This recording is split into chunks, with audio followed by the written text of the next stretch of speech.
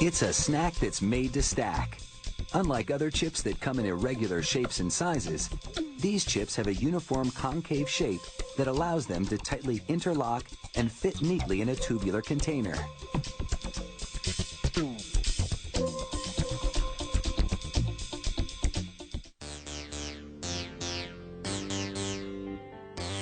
The process for making these tubes starts with big rolls of plain brown paper and foil back paper that help keep the chips fresh.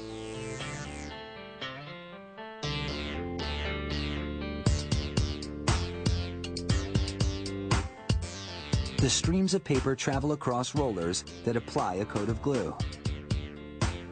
The paper layers then twist around the mandrel that's turned by a big belt.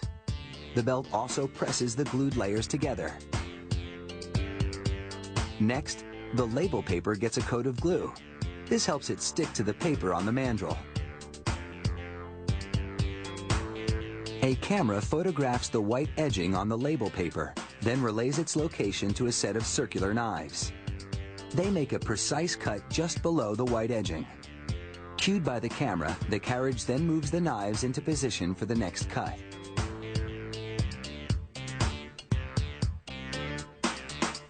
The tubes then head into a turning station, a box with a pathway inside that flips the tubes right side up.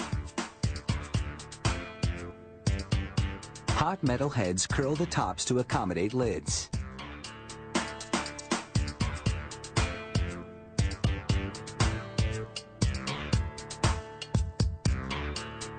A roller pulls foil-backed paper into a cutter that punches out the lid shapes.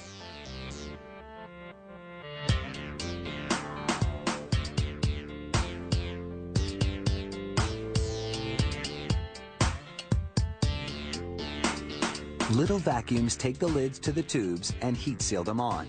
Plastic lids go over the paper ones. The lidded tubes are now turned upside down, ready to be stacked with chips. The chip recipe is 1/3 water to 2/3 potato flakes with a little cornstarch mixed in.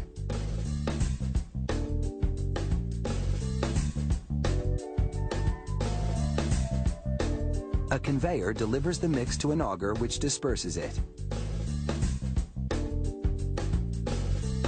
Then it sets out on the production line. Using 4 tons of pressure, the mix is rolled into one long potato sheet. A rotary cutter then punches out oval shapes.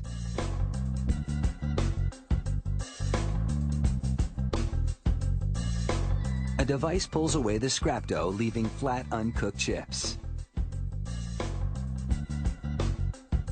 This scrap dough goes back into the chip-making process, while the potato chips head for the fryer.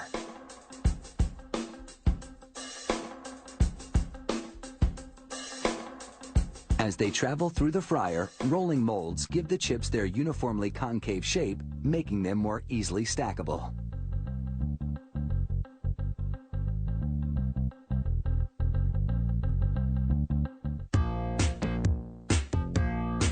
The chips spend 11 seconds in hot oil crisping. Then they travel under blowers to get rid of excess oil. The chips get a coat of seasoning, then do a backflip off one conveyor and onto another, falling into neat piles. A worker inspects the rows of chips. Then it's on to another conveyor that shakes them up to loosen the stack.